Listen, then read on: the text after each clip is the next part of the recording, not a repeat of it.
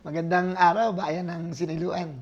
Ah, Medyo ngayong araw na 'to, hindi ko alam kung sinuswerte ako dahil dinalaw tayo ng isang mas sikat pa kaysa sa akin, 'no? Ang dating Vice Mayor na nagkataon, aking kapatid 'no, si Simon Go. Kaya tingnan natin kung anong kaya nating gampanan sa mga tanong niya. Nais daw niya akong, hingan ng mga pahayag sa ating pagiging punong bayan.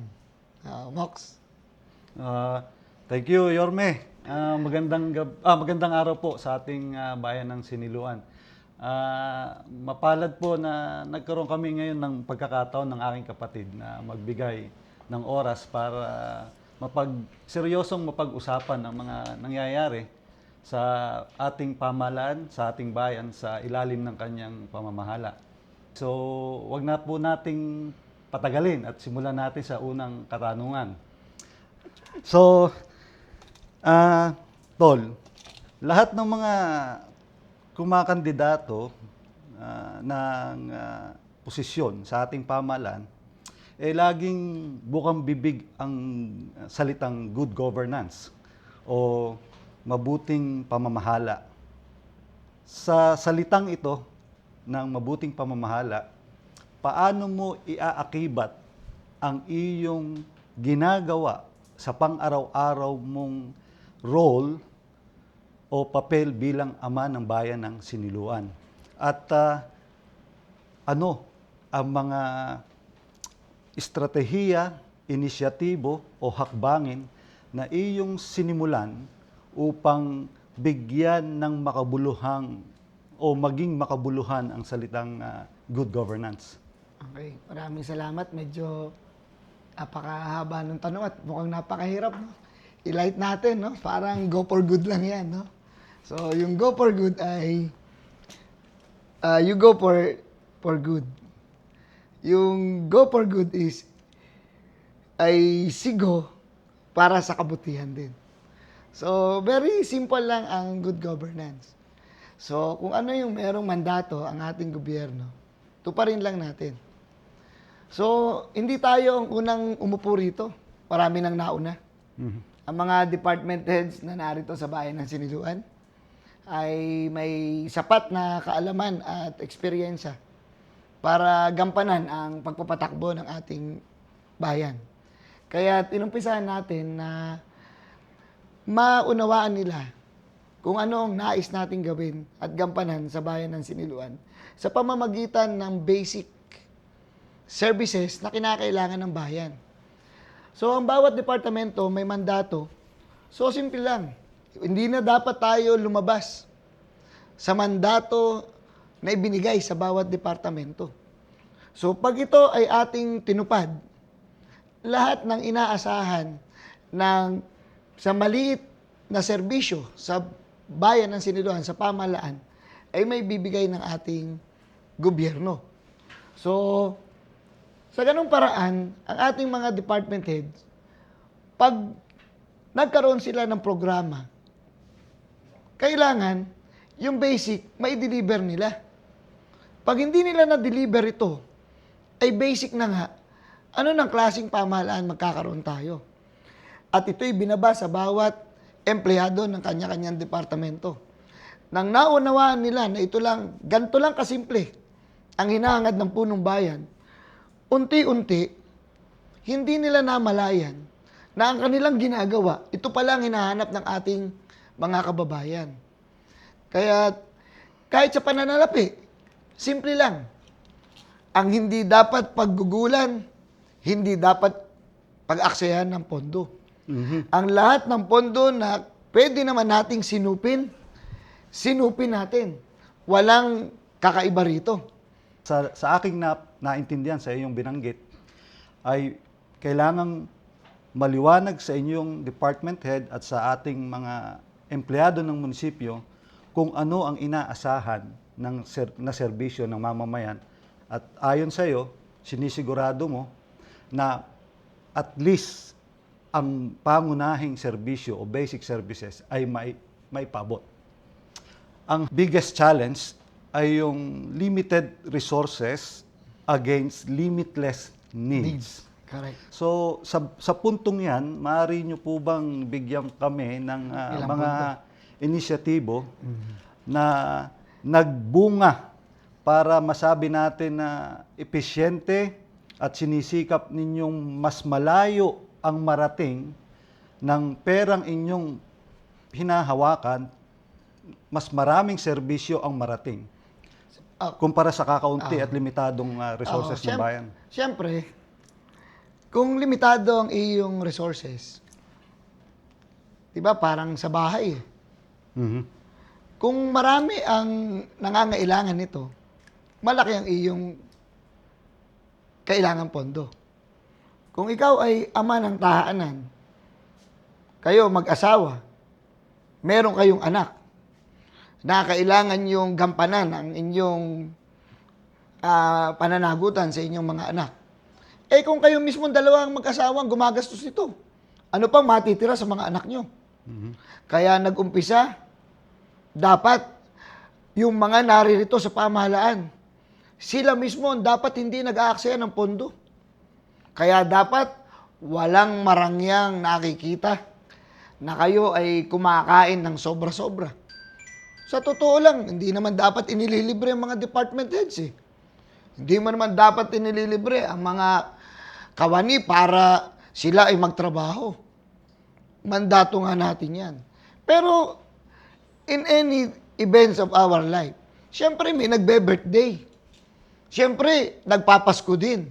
Siyempre, nagpe-fiesta din.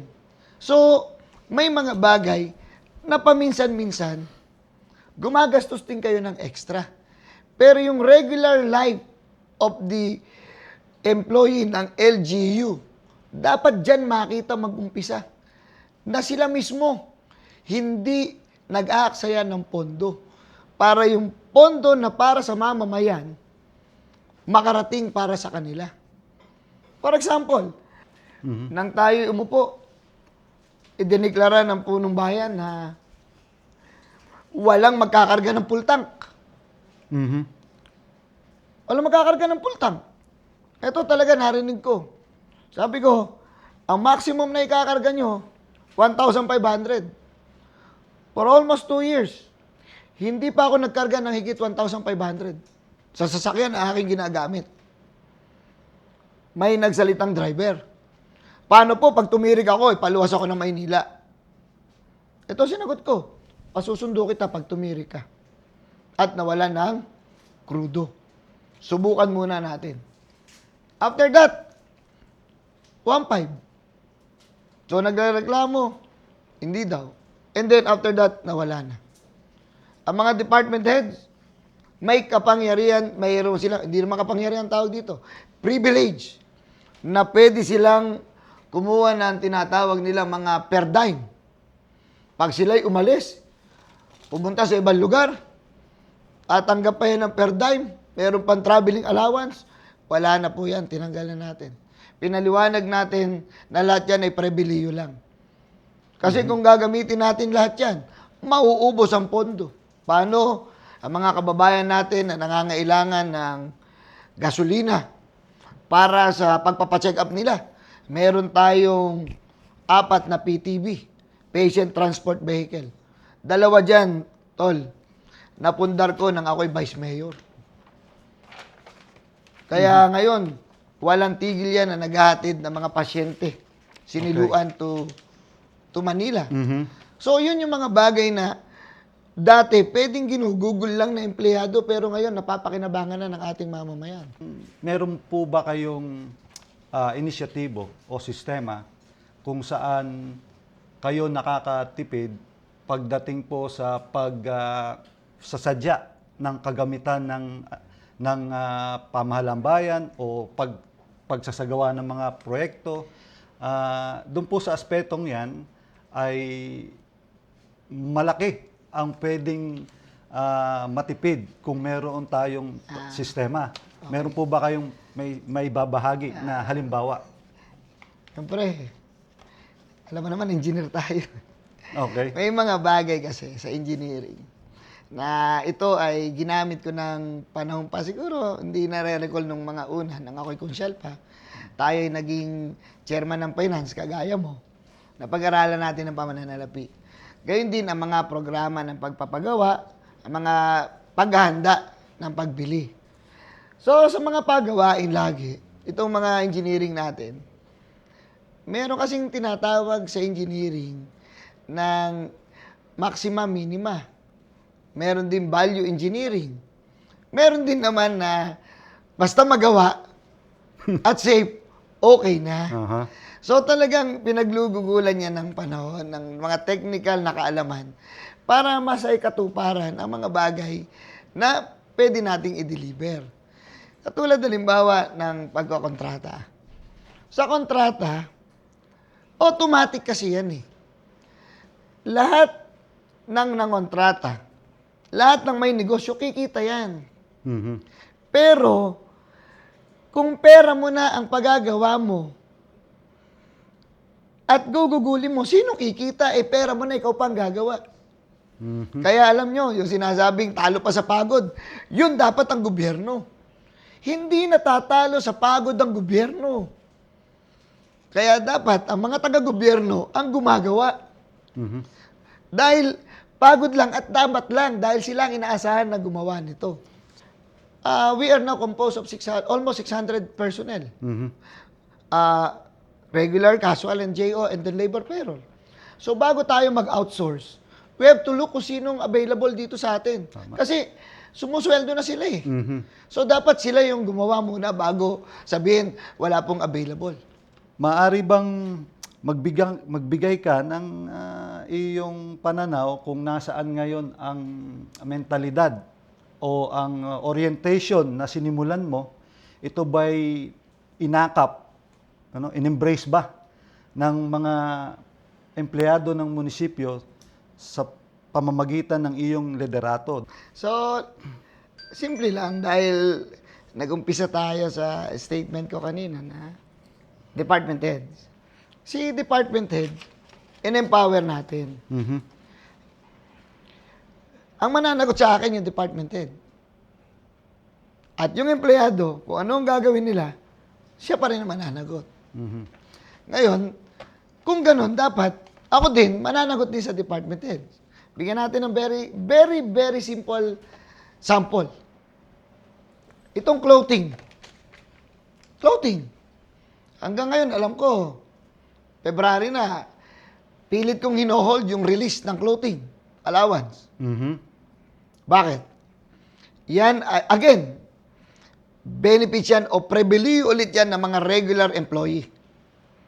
Sabi ko, hindi ko yan i-release until nakita ko yung biniling uniform. Wala pa yung uniform eh. Bakit mag-release kami ng sukli para bilhin nila ng iba na pananamit? Mhm. At ganoon din, para maging medyo pantay-pantay ang empleyado, hindi rin kami bumili ng mamahalin na mga uniform. Mhm. Ang importante nga, may nakasuot na ID. Yan ang magbibigay ng identity sa atin. Itong t-shirt na to, kaya ito, pinatatakan ko lang dahil syempre, mahal ko naman yung katiket ko, no? Pero this is the same shirt na gamit ng JO. Mhm. So, ibig sabihin, sasabihin nila, hindi nila, sila ang niyayakap ko. Bago pa ako magtanong kung yayakapin nila ako. Kasi I'm one of them.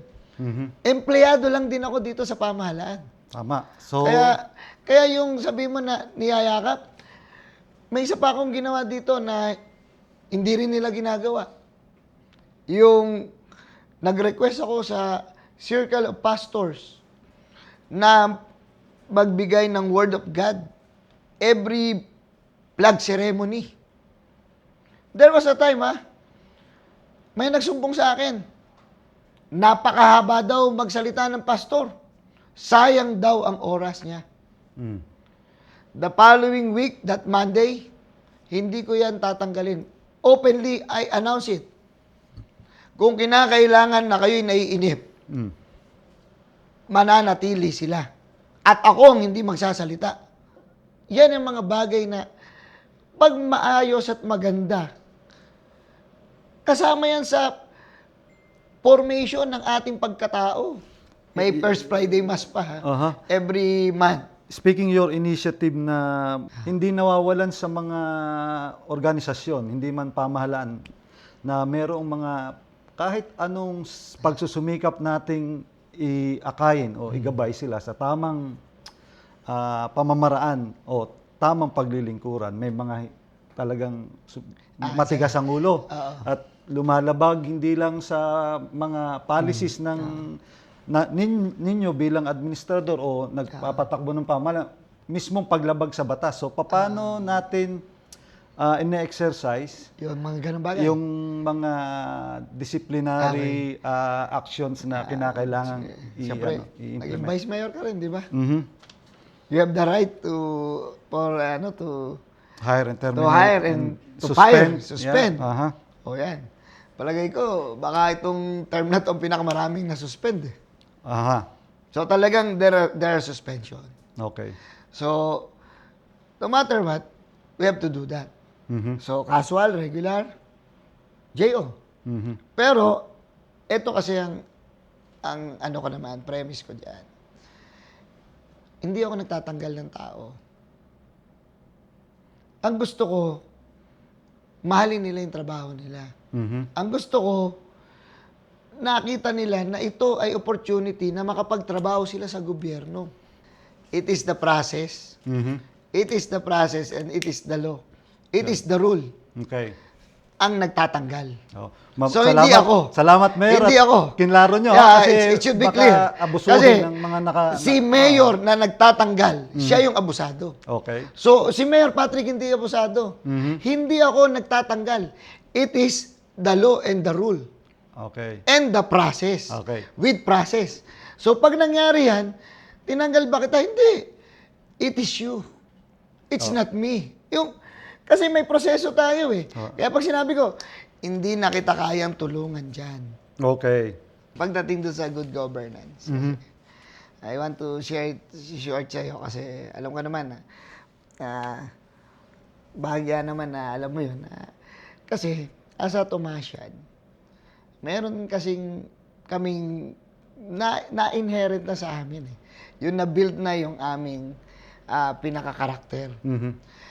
Ngayon, totoo na hindi lahat pinagkakalooban na mamuno. Mhm. Hindi lahat. For example, me for 27 years. 27 years, 17 years akong supervisor. 10 years akong vice president sa union.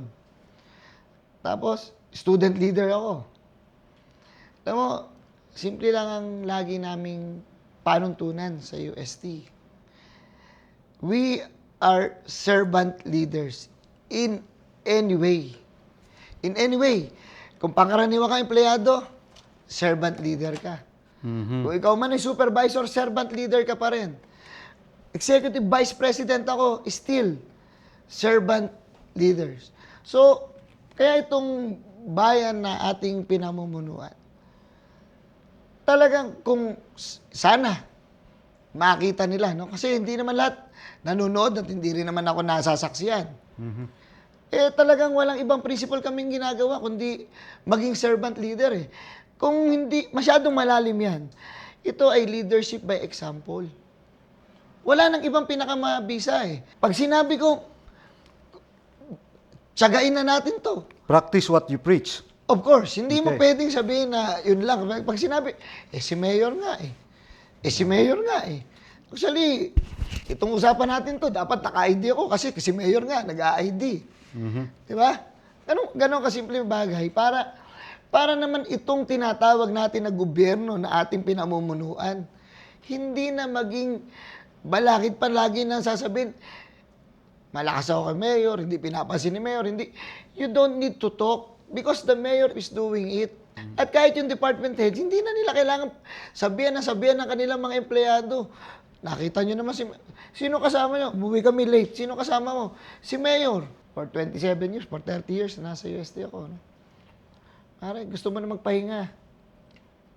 Mag-aantay ka pa ng jeep. Mm. Bago ka makauwi, dadagdagan mo pa ng pagod pa ulit ang sarili mo. Di ba? Oo. So, Di ba? talaga, Dito sa Siniluan, every Monday, I'm telling to all our employees how lucky they are living dito sa bayan natin. So dumako naman tayo ngayon sa mga services na sa ngayon, simula nung inisyatibo mong yan, na baguhin ang sistema, baguhin ang imahe ng gobyerno, magpakita ng tamang halimbawa, bigyan ng tamang orientasyon ang iyong mga kasamahan sa lokal na pamahalaan. Ano ngayon ang mga programa na iyong nasimulan na nagbubunga na? If you have funds, we build you. Mm. Kung may pera ka, ipaggagawa ka namin. Okay. Therefore, lahat ng nakikita natin dito, basta may perang siniluan, kahit sinong paupuin mo mayor, dapat napagawa Meron. niya. Eksakto. Dapat ganun. Mhm. Basta may pera yan, dapat may nagagawa. Mhm. At mandatory din ang 20%. No matter what. Hindi mo pwedeng gawin kahit yan eh. So, dapat may pinagagawa. So, dapat yung hinahangaan ng tao, hindi yun. Okay. Dahil ito ay minamandato. Mhm. Kaya nga lagi ang sinasabi ko when I was a counselor, hindi ngayon ang paghusga. It is the future. Kung anong binuo natin ngayon, hindi pa natin kaya sabihing mali.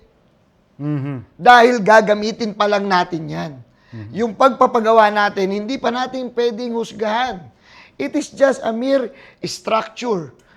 Pag hindi natin napakinabangan, that is the time. Katangian ng isang epektibo at magaling na leader na ikaw ay forward thinking. Yan ang sinasabi ko. Kaya dapat ang That is more than the money. Okay.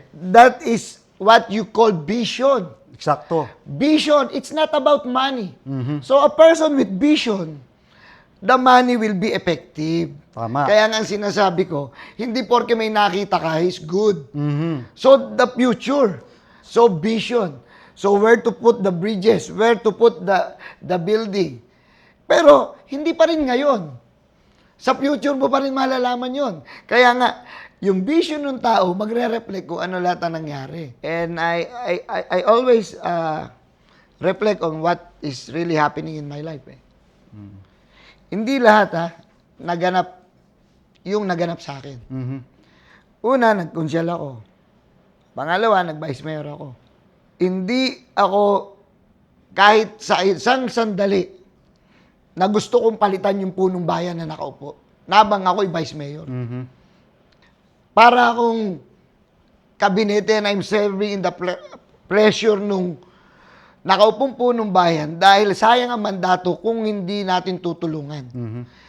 At luckily, si former Mayor Rainier, binigyan ako ng pagkakataon na magkaroon ng hands-on sa mga programang inilatag niya na pinagtibay ng sangguniang bayang pinanmunuan ko. Mhm. Kaya, yung mga pinagawa, kasama ang pagpaplano ng mayor at ng vice mayor. So what happened? Itong salita ha, and Muloy can attest to this. Sinabi ko kay Mayor Rainier, when we have the list of infrastructure na lahat na gagawin, sabi ko, Mayor, sana manalo pa tayo para makita natin na itong lahat ng to ay gumagana at pinakikinabangan ng taong bayan. Kaya ako yun inopen sa'yo because there is no more money for 20%. Mhm. Wala ka ng infra. Nauna na. Mhm. So ngayon ay pagpapatakbo. Okay. Kaya yung sinabi mong basic, now, eto na yun. Okay. For example, Infirmary Hospital. Okay. Look at all towns in Laguna. Mm. Sino ang nagmamanage ng hospital? Mhm. Provincial, of course. Oh, after siniluan, baybayin mo yan. Kalamba, nakakontrata. Kabuyaw, meron ang Binyan, meron maliit. A small scale. Pero, most bulk of their money, nakakontract sa management and operation. So wala silang kapasidad na patakbuhin ng sarili nila. Hindi yun. They did not choose to. Because the nitty-gritty, ang pagpapatakbo nito, napakahirap. Dahil lahat ng pupunta doon may problema, may sakit. Paano mo matitiis yan? Kaya lahat yan pupunta kay mayor.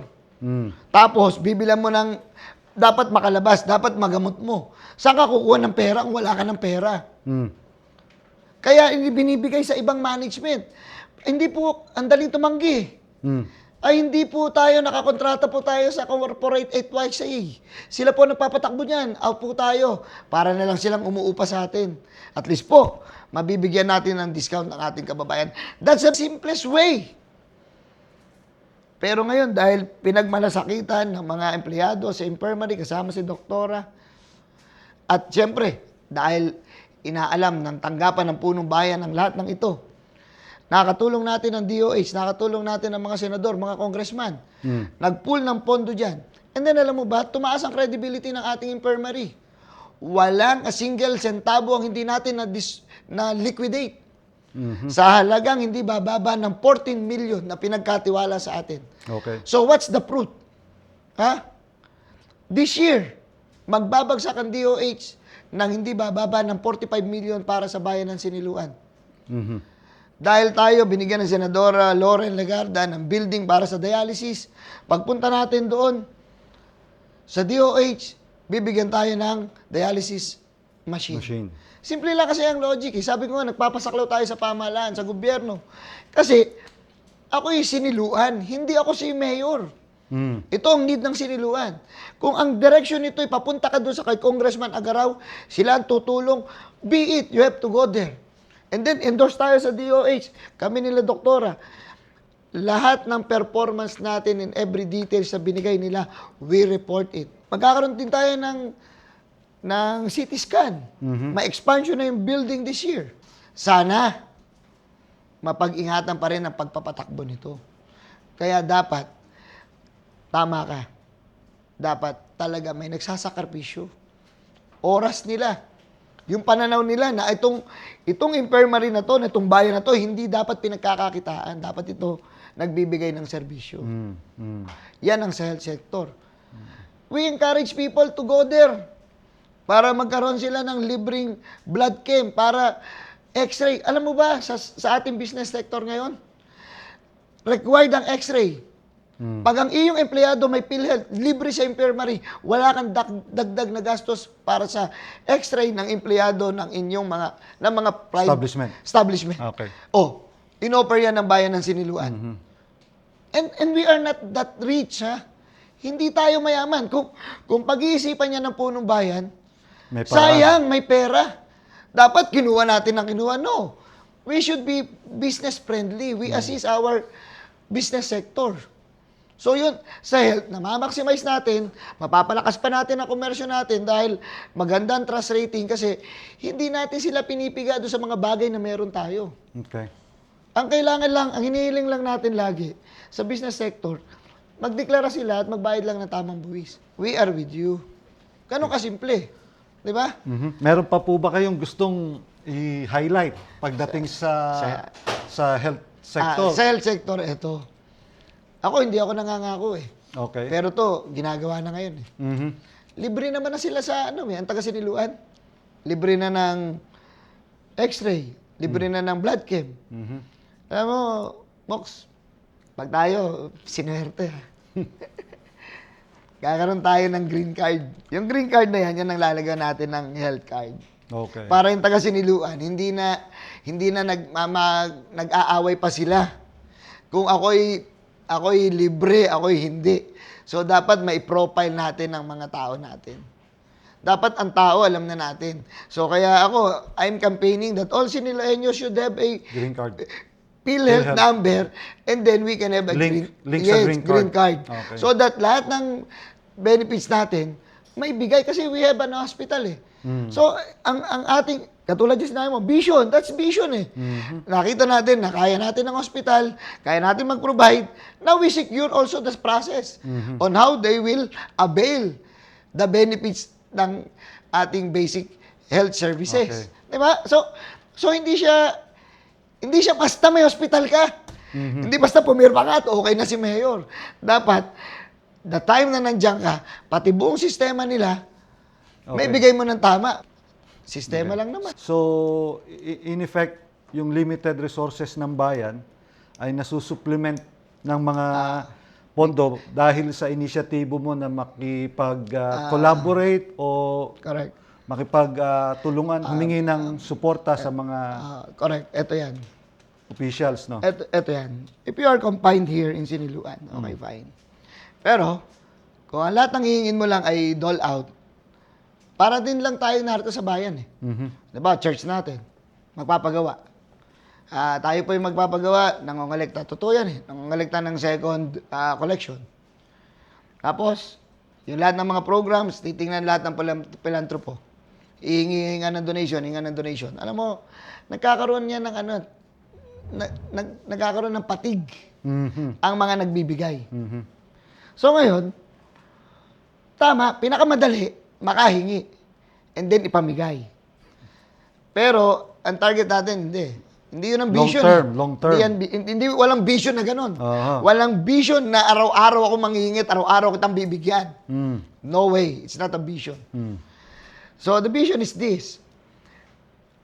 LGU, the word itself is local government unit. And we have the departments, which is the national. The national has their own program for Filipinos. Ang Siniluenyo, Pilipino yan. Ang Siniluenyo, Pilipino na dapat din pagsilbihan ng national. So, we need to get all their programs. You need to align your program programs with papunta the rito. programs, yeah. At dapat willing ka na mag-take ng responsibility, accountability. So, Kaya mataas ang credibility ni infirmary, huwag bababa. So, dapat maliwanag Hindi. sa ating mga kababayan na nakukuha mo yung mga pondong yan, hindi yan palakasan dahil pinapakita mo sa mga nilalapitan mo na ang bayan ng Siniluan, ang mga nanunungkulan ng pamahalang bayan, ang punong bayan, ang mga department head, ay pwede nilang pagkatiwalaan. Kaya unang-una, there should be facts. Okay. Pangalawa, pagka meron ka niyan, magkakaroon ka ng truthfulness eh. Nakuha na natin. Kaya tayo, nag-data gathering tayo dito. So buo na ang credibility ng Ngayon, local government. so ngayon sa Siniluan. may truthful na. May truthfulness na. Kasi nag-report back ka na eh. Okay. So ngayon, we already earned their trust. Mm. Kasi meron tayong facts na pinresent. We are truthful to our Mandate and yung ating commitment to them. responsibilities. So ngayon, pupunta ka na lang doon dahil nagtitiwala sila. So tingnan mo. DSWD. Ano lang ang alam ng tao sa DSWD? Dole out. May bigay. Aha. Bumuo ako ng team para sa Sustainable Livelihood Program. Nagtataka ako, meron naman binibigay. Bakit wala naman ako nakitang successful story? Tapos, meron palang available. So, bumuo ako ng team. Pumunta ako sa region, dinepend ko yung ating stand for Sustainable Livelihood Program. Binigyan ko sila ng insight kung anong meron at bakit, anong pananaw ng bayan ng Siniluan. Sabi ko, they are looking for poor of the poor para bigyan ng livelihood. Pero may purpose na eh. Sila na yun nado sa poor of the poor, yung purpose. Eh si purpose, tama ba, may ATM na yung purpose eh, no? Automatic yun, monthly, nakaka-receive na sila niyan eh. Meron na silang allowance. So ngayon, they are no longer interested in the livelihood program because may benefits na sila. Dole out. Yeah. Oo. So ngayon, I presented our proposal, so we built. So tsinaga natin mag-hunt ng mga tao. Magbuo sila. Sinabit namin. Siguro nakakawalo na, 6 na livelihood. Eh ang pinresent natin, 23 ha.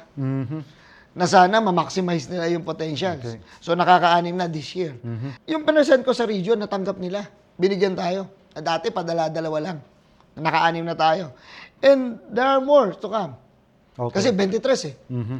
Ngayon, hindi ako tumigil doon. Mm.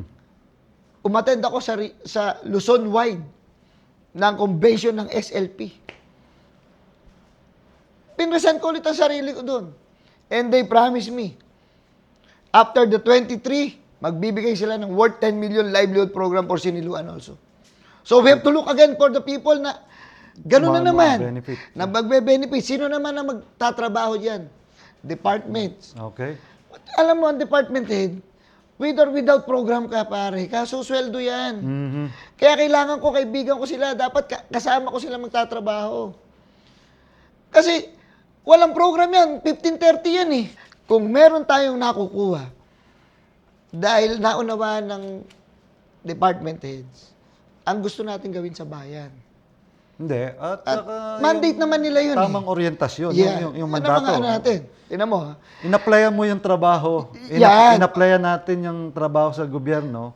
Kailangan mong pangatawanan. For example, hindi yan nakikita. Lagi kasi ang tao, pera eh. So sabi ko, sige nga, translate natin lahat sa pera ang ating pinagagawa. Alam mo, simula nung Kusyang Layo, meron tayong libreng gamot sa bahay. No?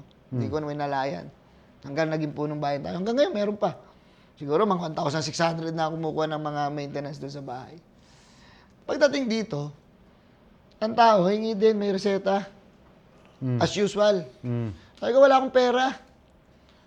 So, kailangan gamot. Anong ginawa natin? Nagmawa tayo sa mga butika dyan. 4 ang may makamuha tayo. Yung ating staff, si Marsad, tatawag yan doon. May picturean yan. Ang ganda ng technology. Reseta, picture. Send doon sa kamuha natin. Okay. Meron, wala. Wala. Sa other kamuha. Lahat yan. Pag kung saan meron na, Doon. doon ka pupunta. Okay, bigay mo to with presyo, with number. Punta doon. So ngayon, ang tao, sanay na. Wala nang luma-lumang reseta ngayon kasi kahit anong gawin mo, gamot din ang makukuha mo. You cannot recycle it anyway. Okay. Alam mo ba, when we translate it to money, Mhm. amount, just for 2024 alone, not less than 1.5 million ang binayaran natin sa gamot. Okay. October pa lang yun. Wala pa yung last quarter. Okay.